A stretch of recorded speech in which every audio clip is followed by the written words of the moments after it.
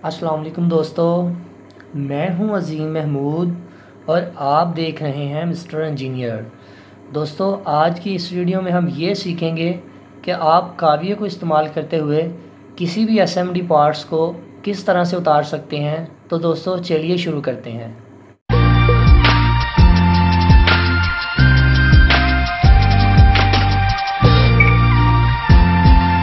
जी तो दोस्तों, जैसा कि आप लोग ये देख सकते हैं कि इसमें जो एसएमडी पार्ट्स लगे हुए हैं, रजिस्टर, कैपेसिटर, ट्रांजिस्टर, डायोड्स वगैरह, इनको किस तरह से निकाला जाता है, आईसीज वगैरह को किस तरह से निकाला जा सकता है, आज की इस वीडियो में हम यही डिस्कस करने वाले हैं। इससे पहले वीडियो में मैंने आप लोगों को एसएमडी पार्ट्स के बारे में बताया था कि इनमें एसएमडी पार्ट्स कौन कौन से होते हैं, ट्रांजिस्टर्स कौन से होते हैं।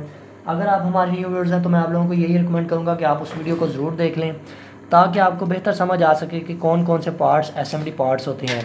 तो आज की इस वीडियो में हम सबसे पहले आईसी को निकालने का तरीकाकार सीखेंगे। मैं ज़रा जूम करने की कोशिश करता हूं ताकि आप लोगों को बेस्ट व्यू मिल सके। तो फिर देखते हैं। अच्छा जी, अब हमने 60 वाट का काविया इस्तेमाल करना है और इन एसएमडी पार्ट्स को बाहर निकालना है। 60 वाट का काविया इस्तेमाल करने से पहले आप उसकी जो बिट है उसे अच्छी तरह से साफ़ कर लें ताकि इसके ऊपर जो गंद वगैरह ब्लैक कलर का लग जाता है वो डस्ट वो उतर जाए। ये पेपर कटर यूज़ करें, रेती नहीं यूज़ करनी। इसके बाद आपने अपना सोल्डर हाथ में पकड़ लेना है और आप लोग ये काविये को पकड़ने का तरीकाकार सीखेंगे। पहले जब हम सोल्डिंग करते हैं तो काविये को इस तरह पकड़ते हैं, मगर जब ये वाली एसएमडी सोल्डिंग करनी है तो आपने काविये को कुछ इस तरह से पकड़ना है ताकि आप इसकी जो ये आगे वाली नोक है इसको इस्तेमाल करते हुए एसएमडी पार्ट्स को बाहर निकाल सकें। उसकी रीज़न ये है कि अगर आप इसे ऐसे इस्तेमाल करेंगे तो जो इसके साथ वाले एसएमडी पार्ट्स हैं, बारीक बारीक रजिस्टर वगैरह, वो भी साथ में बाहर आ जाएंगे। तो अब चलें इसको स्टार्ट करते हैं। सबसे पहले आपका काम यह है कि आपने इस काविये की नोक की मदद से इन सारे पॉइंट्स के ऊपर अच्छी तरह से सोल्डर को चढ़ा देना है। दोनों साइड पर चढ़ा देना है अच्छी तरह से।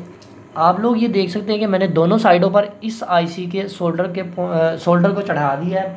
अब मैं चिमटी की मदद से आईसी को पकड़ लूँगा। सबसे पहले ये वाली साइड को गर्म करूँगा, यानी कि थोड़ी सी देर के लिए, फिर इस साइड से गर्म करूँगा। तो आप लोग ये देख सकते हैं कि बड़े ही प्यार के साथ ये 60 वाट का काविया जो है मैंने इस्तेमाल करते हुए अपना इस एसएमडी पार्ट्स को बाहर निकाल लिया, जो कि एक आई थिंक आईसी था, कंट्रोलर आईसी था। ये आप लोग देख सकते हैं। इस आईसी को अब मैंने निकाल लिया है।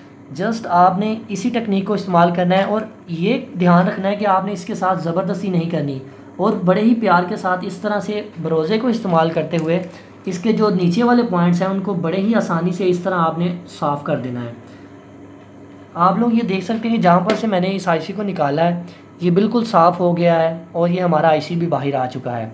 अब दूसरी बात ये है कि ये आईसी तो हमने निकाल लिया। अब बात आती है हमने इस कंट्रोलर को निकालना है, इस रेगुलेटर को निकालना है, जो कि आई थिंक 3.3 का रेगुलेटर हो सकता है, 3.3 वोल्ट का। तो इसे भी निकालने से पहले आप इसके जो दोनों साइडें हैं, ये तीनों टांगें, इनको सोल्ड कर दें। ये ट्रांजिस्टर भी हो सकता है, इसमें मॉसफेट भी हो सकती हैं इस तरह की, क्योंकि ट्रांजिस्टर्स भी होते हैं कुछ इस तरह की, कुछ मॉसफेट भी होती हैं। तो आप लोग ये देख सकते हैं मैंने इसको अच्छी तरह से सोल्ड कर दिया है। सोल्ड करने के बाद जो पहले इसकी टांगों वाली साइड है इसको पहले थोड़ा सा गर्म करें, फिर ऊपर वाली साइड पर थोड़ी सी देर काविया रखें। उसकी रीज़न ये है कि ये साइड हीट सिंक वाली साइड होती है और ये जल्दी ठंडी नहीं होती। तो आपने बस बड़े ही प्यार के साथ इसे ऐसे उठा लेना है। आप लोग ये देख सकते हैं कि इस मॉसफेट को मैंने बड़ी ही आसानी के साथ उतार दिया बगैर हीट गन को इस्तेमाल किए हुए, क्योंकि इन कामों में ज़्यादातर हीट गन इस्तेमाल होती है। तो इसके पॉइंट्स जो हैं उनको बड़ी ही आसानी के साथ आप बरोज़े का इस्तेमाल करते हुए ऐसे नीचे की तरफ जब लाएंगे तो ये बिल्कुल साफ़ हो जाएगा। तो आप इसकी जगह पर नए पार्ट्स भी लगा सकते हैं। इस वीडियो में हम सिर्फ पार्ट्स को निकालना सीखेंगे। अगली वीडियो में इंशाल्लाह मैं आप लोगों को ये बताऊंगा कि आपको पार्ट्स निकाल कर उनको दोबारा से किस तरह से लगा सकते हैं। अब बारी आती है छोटे ट्रांजिस्टर्स को निकालने की, ये जो आपको नज़र आ रहे हैं, क्योंकि कई दफ़ा ऐसा होता है कि कुछ सर्किट्स में छोटे ट्रांजिस्टर्स ख़राब हो जाते हैं जिसकी वजह से आप लोगों को परेशानी का सामना करना पड़ता है। तो आप बगैर हीट गन को इस्तेमाल किए हुए काविये के साथ इनको बड़ी ही आसानी के साथ निकाल सकते हैं। पहले इसकी ये जो दो टांगें हैं उनको सोल्ड करें और इसके बाद ये वाली सिंगल वाली टांग को सोल्ड कर दें। इसे उठाने से पहले सिंगल टांग जो है इसकी या इसका पॉइंट जो है टर्मिनल है उसके ऊपर काविया लगा कर रखें। इसके बाद ये जो दो दूसरे पॉइंट्स हैं उनके ऊपर जब काविया लगाएंगे तो आपका ये वाला ट्रांजिस्टर भी बाहर आ जाएगा। तो आप लोग ये देख सकते हैं कि मैंने इस ट्रांजिस्टर को भी बाहर निकाल लिया है। तो ये बहुत ही आसान तरीकाकार है, आप एसएमडी सोल्डिंग इसी तरह से कर सकते हैं। इसके बाद बारी आती है हमारे इस पीसीबी में से कैपेसिटर्स को निकालने की। अब ये कैपेसिटर है 47 UF का है। मैं इसके दोनों पॉइंट्स को सोल्ड कर दूंगा, पॉजिटिव और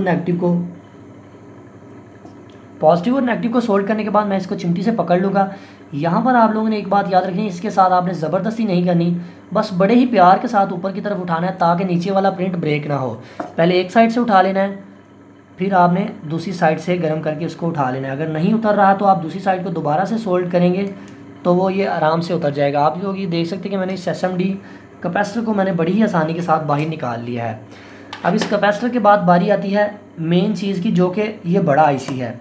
इस बड़े IC को निकालना थोड़ा सा मुश्किल काम होता है। उसकी रीज़न ये है कि आप जब भी इसे निकालते हैं तो ये थोड़ा सा तंग करता है, क्योंकि इसकी थोड़े से ज़्यादा पॉइंट्स होते हैं। यानी कि गालबन इसके 8 पॉइंट एक साइड पर हैं और 8 पॉइंट एक साइड पर है, यानी कि 8 टर्मिनल एक साइड पर हैं और 8 टर्मिनल एक साइड पर हैं।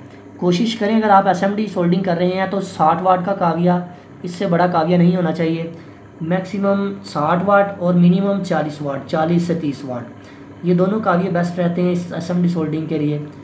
ये इस तरह, जिस तरह से मैं इसे सोल्ड कर रहा हूँ, आपने भी इसी तरह से ही सोल्ड करना है ताकि बकिया जो साथ में कंपोनेंट्स लगे हुए हैं वो ना डैमेज हो। ये देखिए, अगर मैं इसको इस तरह से सोल्ड करता हूँ तो अगर मैं इसे ऐसे बाहर निकालने की कोशिश करूँगा तो जो इसके साथ कंपोनेंट्स लगे होंगे वो भी डैमेज होंगे। इस वजह से मुझे इसको बड़ी ही एहतियात के साथ बाहर निकालना है। तो अब इसको निकालने से पहले मैं इसको दोनों साइडों पर अच्छी तरह से गर्म करता हूँ ताकि इसके पॉइंट्स जो हैं वो गर्म हो जाएं और मुझे निकालने में आसानी हो। ऊपर से नीचे की तरफ आएँ या नीचे से ऊपर की तरफ। और ये देखें, ये बड़ा IC थोड़ी सी एफर्ट करने के बाद ये बाहर आ चुका है। ये आप लोग देख सकते हैं कि 8 टांगे इसकी एक साइड पर थी, 8 टांगे एक साइड पर थी। तो मैंने इसे बड़ी ही आसानी के साथ बाहर निकाल लिया है। तो आप इसके नीचे जो पॉइंट्स हैं उनको भी इसी तरह बड़ी आसानी के साथ साफ़ कर सकते हैं। दोबारा से इस IC को लगा सकते हैं, बहुत ही ईजी काम है। अगर आपका ऊपर एक्स्ट्रा सोल्डर गिर चुका है तो आप शील्ड वायर के ज़रिए या बरोज़े के ज़रिए उसे उतार भी सकते हैं, ये कोई मुश्किल काम नहीं है। हीट गन को ना इस्तेमाल करते हुए आप इसके ऊपर बड़ी अच्छी तरीके से इन कंपोनेंट्स को बाहर निकाल सकते हैं। अब यहाँ पर कुछ ICs इस तरह की बारीक बारीक IC होती है, मैं ज़रा दिखाने की कोशिश करता हूँ। ये देखें, ये बारीक IC है और इसे निकालना भी थोड़ा सा मुश्किल काम होता है क्योंकि 3 टांगे इसकी एक साइड पर हैं और 2 एक साइड पर हैं। सेम तरीक़ाकार है, जस्ट आपने इसको हीट देनी है काविये की मदद से, सोल्डिंग कर देनी है इसके ऊपर। सोल्डिंग करने का ये फ़ायदा होगा कि आपका ये पार्ट्स गर्म हो जाएगा और बड़ी ही आसानी से बाहर आ जाएगा। तो आप लोग ये देख सकते हैं मैंने इसको भी बाहर निकाल दिया है।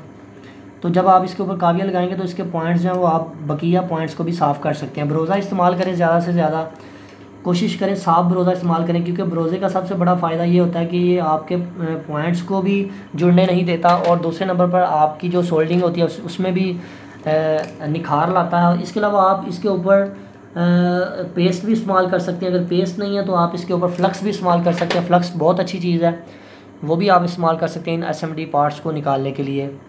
तो मेरे ख्याल से जो मेन पार्ट्स हैं उनको मैंने निकाल दिया। अब बात आती है ये बड़े ICs को निकालने की। आप लोग देख सकते हैं यहाँ पर बड़े ICs भी हैं, इनको निकालना थोड़ा सा मुश्किल होता है। उसकी रीज़न ये है कि जब आप एक साइड पर काविया गर्म करेंगे, दूसरी साइड पर करेंगे तो जो पहले वाला होगा वो ठंडा हो जाएगा।